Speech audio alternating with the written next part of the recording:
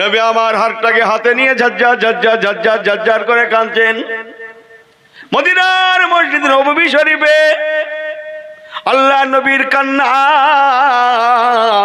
বুক ভরা কান্না। সাহাবীরা কিছুই বোঝেন না আল্লাহ নবী কেন কাঁদছেন। ইয়া রাসূলুল্লাহ, ইয়া হাবিবাল্লাহ, কেন আপনি কাঁদছেন? নবী পাক বলেছিলেন, বাবারা তবে শুনে নাও, বহুদিনের একটা পুরানো ইতিহাস আমার মনে পড়ে গিয়েছে।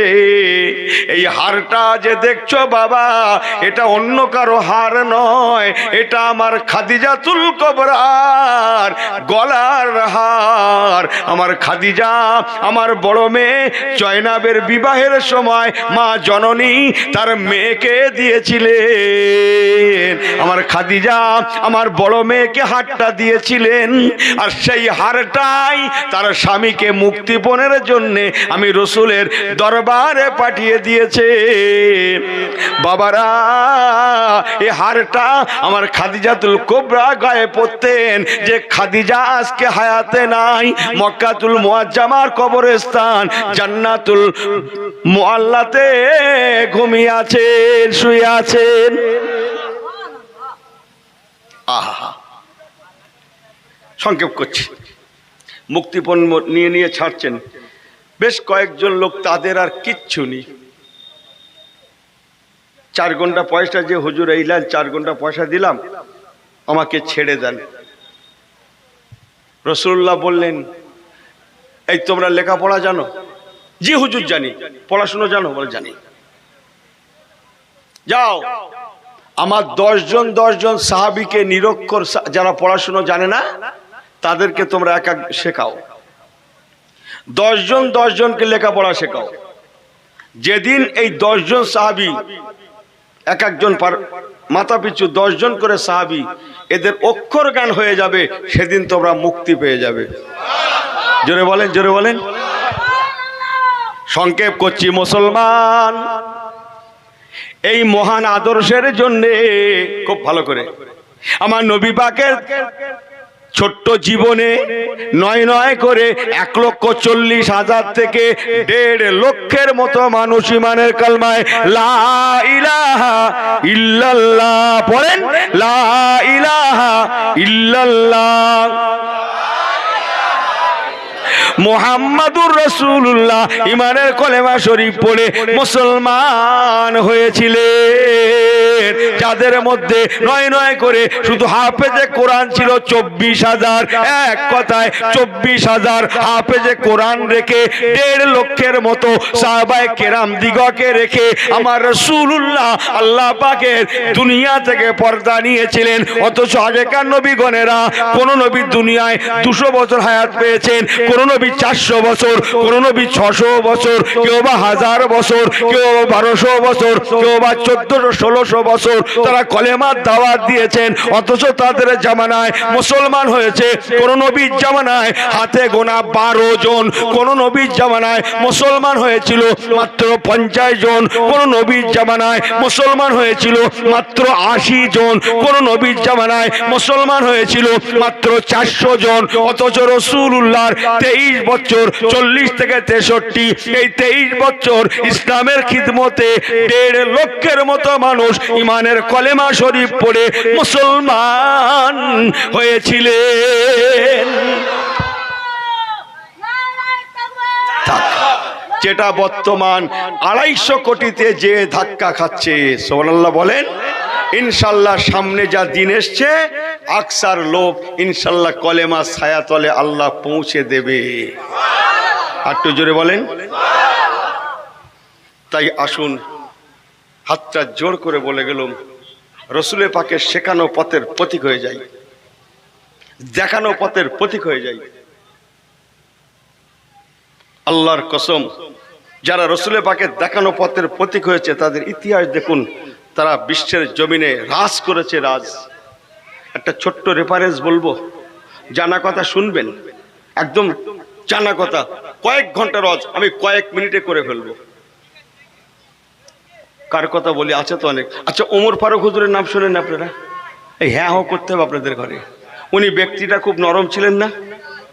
কে? নরম না? এই দেখেন, এ হুজুরকেও লাভিয়ে দেবো নাকি? সবাই বলছে গরম, আল্লাহর আলেম তো বলবেই গরম। তবে এটা মনে রাখুন, যিনি যত গরম তিনি তত বেশি নরমও বটে। সুবহানাল্লাহ বললেন না? গরম কোন জায়গায় জানেন তো? গরম এই, তুই যে বাড়ির থেকে আসলে এই হোমরায় ওয়াজ শুনতে, এখানে জলসা, তুই রাস্তায় ঘুরছিস মানে কথা বলছেন না? এই দেখ, এই দেখ, এই দেখ, গন্ডগোল করে দিলে কি ওর নাম লিখে রাখো, নাম লিখে রাখো। নারে তাকবীর, জোরে বলে নারে তাকবীর। রাসূলুল্লাহ দুনিয়া থেকে চলে গেলেন, আবু বকর হুজুর খলিফা হলেন। আমি একটু জানা কথা দুম করে বলে ফেলি, ভালো লাগবে আপনাদের। ওমর ফারুক হুজুর খলিফা হলেন, জোরে বলুন না সুবহানাল্লাহ। কথা অনেক আছে, অনেক আছে। ওমর ফারুক হুজুর ইসলামের খেদমতের জন্য হাজার হাজার সাহাবীদের একটা বাহিনী গঠন করলেন। তাতে 4000 সাহাবী থাকলেন, আরো কয়েক হাজার মদিনার সাধারণ মানুষ থাকলেন। লিয়ে রাসূল হযরত ওমর ফারুক হুজুর এই ইসলামের বাহিনী পাঠালেন, যাও কলেমার দাওয়াত নিয়ে চলে যাও। Iraq, Iran, Jordan, Kuwait, Lebanon, মিশর, তুরস্ক, সিরিয়া, কথা বলছেন না, সব যাও কলেমার দাওয়াত নিয়ে যাও। অনেক লম্বা কথা। সাহাবায়ে রাসূল কারা? নবী পাকের সাহাবীরা হচ্ছেন তারা যারা তাদের টোটাল জিন্দেগিটা নবী পাকের রঙে নিজেদেরকে রাঙিয়েছিল, রঞ্জিত করেছিল। আমার হুজুর যেমন, হুজুরের সাহাবীরাও ছিলেন তেমন। হুজুর যেমন, হুজুরের সাহাবীরাও ছিলেন তেমন। তাই নবী পাকের সাহাবীদের আদর্শ দেখে ওই Iraq, Iran, Jordan, Kuwait, Lebanon, মিশর, তুরস্ক সব বলছি না, এখনো পর্যন্ত 57টা মুসলিম দেশ এখনো আছে। সব এলাকা ইসলামের নবী পাকের সাহাবীদের ব্যবহার দেখে তারা অ্যানালাইসিস করতে লাগলো, এই যদি রাসূলের সাহাবীদের ব্যবহার হয়, না জানি নাদের নবীর ব্যবহার কতই না উত্তম ছিল।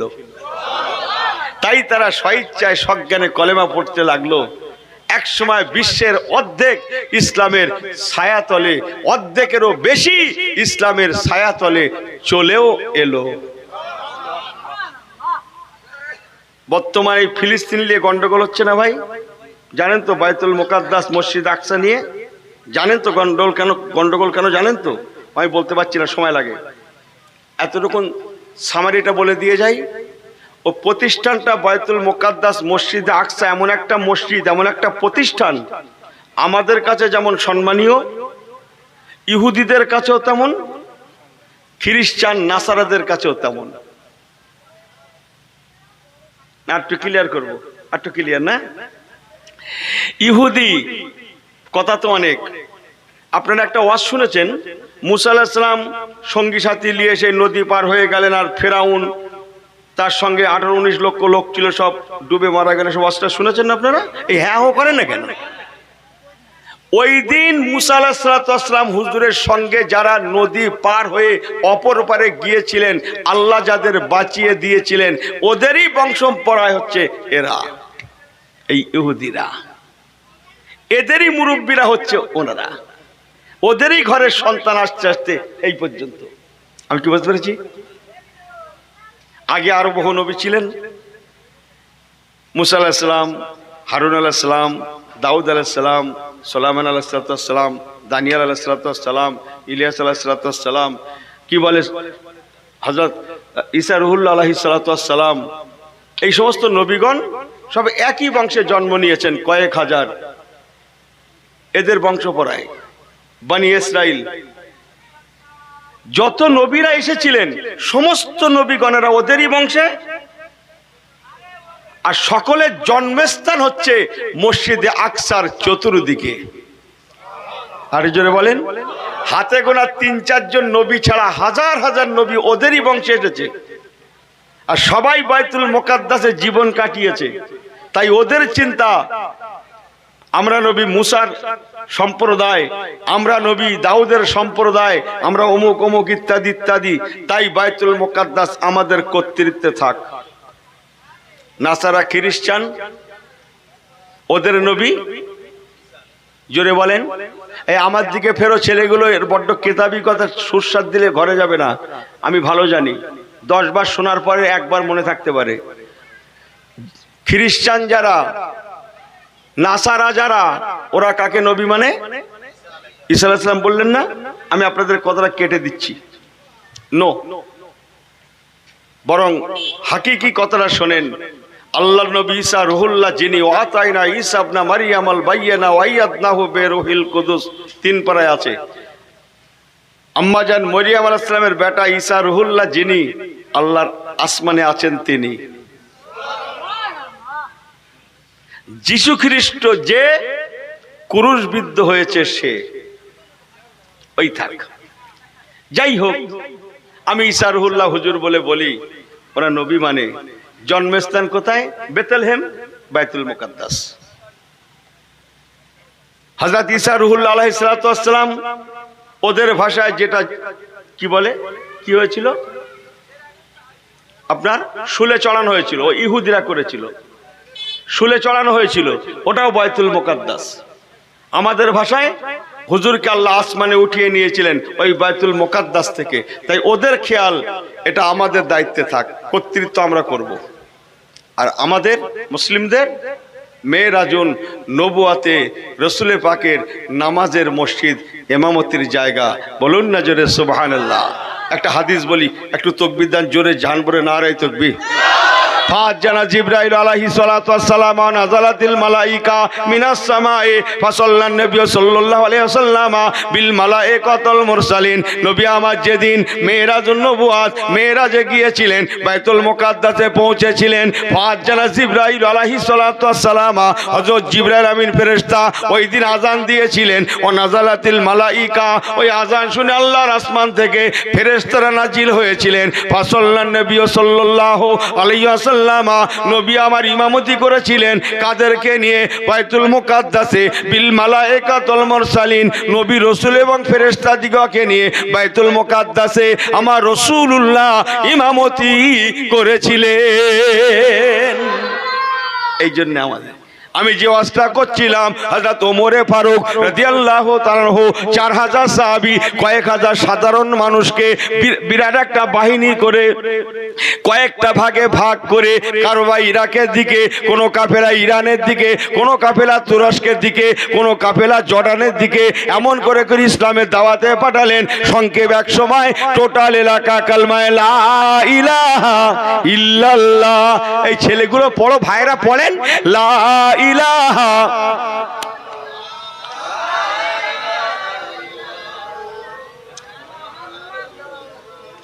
মুহাম্মাদুর রাসূলুল্লাহ। টোটাল এলাকা ইসলামের ছায়া তলে চলে এলো। আর একটু জোরে বলেন সুবহানাল্লাহ, আর একটু জোরে বলেন সুবহানাল্লাহ। বাদ রইল কেবল বাইতুল মুকাদ্দাস।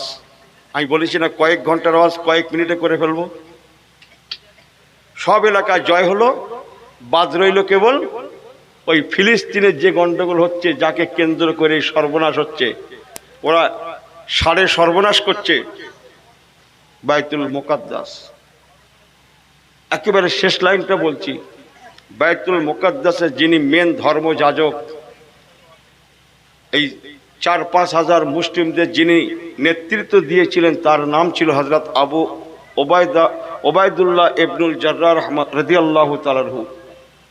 হযরত ওবায়দুল্লাহ ইবনুল জাররাহ, ওনাকে বলছেন, কলেমার দাওয়াত নিয়ে গেলেন, চতুর্দিকে সব কলেমাওয়ালা হয়ে গেছে। প্রধান ধর্মযাজক বললেন, দেখুন, আমরা কলেমাও পড়ব, বাইতুল মুকাদ্দাসের চাবিও দিয়ে দেব, আপনারা নিয়ে নেবেন, তবে শর্ত হচ্ছে আপনাদের খলিফা ওমর ফারুক রাদিয়াল্লাহু তাআলা আনহুকে আসার